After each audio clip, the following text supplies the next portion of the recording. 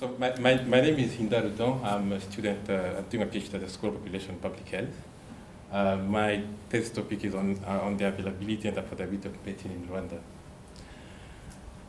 So Rwanda is a small country in Africa, one of the most beautiful countries in the world, and I really encourage you to look for a time and come and visit. The only caveat is there's a risk of you not wanting to go back, and my supervisor here can attest to that. But Rwanda, you can talk about Rwanda without talking about what happened 25 years ago. The country was almost entirely destroyed. In 100 days, more than 1 million men, women, and children were killed. But Rwanda now, we don't want to be defined by what happened now. Rwanda now, it's a thriving country. It's really a success story in Africa, and as you can see, it's performing very well for most of the indicators from governance, but also in health. So as a young Rwandan, when I completed my undergrad, my goal, as everyone else, is what can I do? What role can I play in ensuring this will never happen again? So, and what happened to me is at that time, in 2000, all Rwandans sat together and say, we need to ensure that, that for every program that has been done in Rwanda, equity is at the heart of it. And for example, like in health insurance, to put in place a tiered system to ensure that the payment is different depending on how much you earn.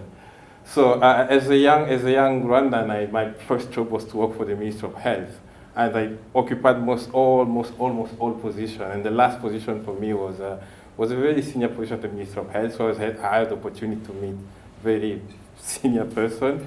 But at the end of it, something was clear to me. Though we have a lot of very capable leaders, we had a need of finding people able to produce evidence. So we have a lot of political will, but we didn't have enough people to work and do and produce needed evidence for policy making. So that's why I came here to Vancouver with my wife and 2 kids to come and learn and further my skill to help Rwanda to improve. Again, in those meetings, what was clear is like there's scarcity of evidence, but mostly in access to medicine. And access to medicine plays a key role in ensuring that Rwanda will achieve one of the pillar program, which is universal health coverage. That's daunting. Why is, not only in Rwanda, but also everywhere else in low and middle income countries, there's a scarcity of information on availability of medicine. And as you can see, especially also in Rwanda as well, the low availability of medicine is limiting access to care. So again, that was my question back home. Like, why is this happening? Because again, in those meetings, but also from the literature review, though medicine is one of the largest source expenditure in health sector, but also is one of the top source of wastage. So what's happening? So not only that, but also in Rwanda as well as my personal experience, but also in most of low and middle income countries, medicine was the main source of impoverishment of household. So with my supervisor and with the help of a professor from Harvard, I used a framework she developed where she had 3 traits which had to be achieved for medicine to help country achieving universal health coverage.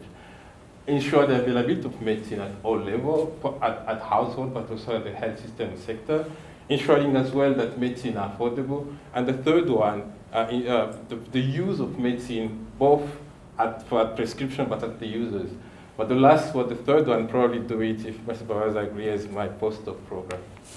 So for my study, I'll do 2 ways. So I'll first assess the availability of medicine in all public health facilities, but also in private health facilities.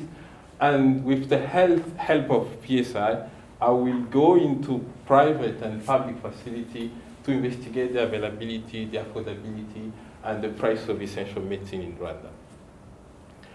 For this program, again, with the support and the help of PSI, I was able to work with my former colleague at the Ministry of Health but most importantly, engage private sector.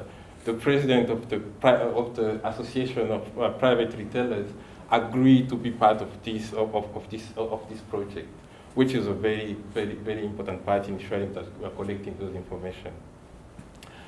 Again, with the help of my supervisor, I'll be able to collect information in a representative sample of public health centers in the whole country, as well as private health centers. So engaging private health centers is very, very important for this role. So one of the core missions of PSI is to translate information, help the ministry. So I'll be developing an automated data collection tool that will be used for this project, but also that can be used later on by the Ministry of Health to collect the same information, either subsequent year, but also for different diseases. And also, most importantly, at the end of it, since I will develop an automated data analysis tool, also that can be used by the Ministry of Health as a way of translating information. This is one way for me to play a small role in ensuring that no one is left behind. The goal of the Ministry of Health is to ensure the well-being of Rwanda, but not only in Rwanda, but also in other low and middle-income countries. I'd like again to thank my supervisors who has been with me since the beginning, and also thanks PSI for the support. Thank you.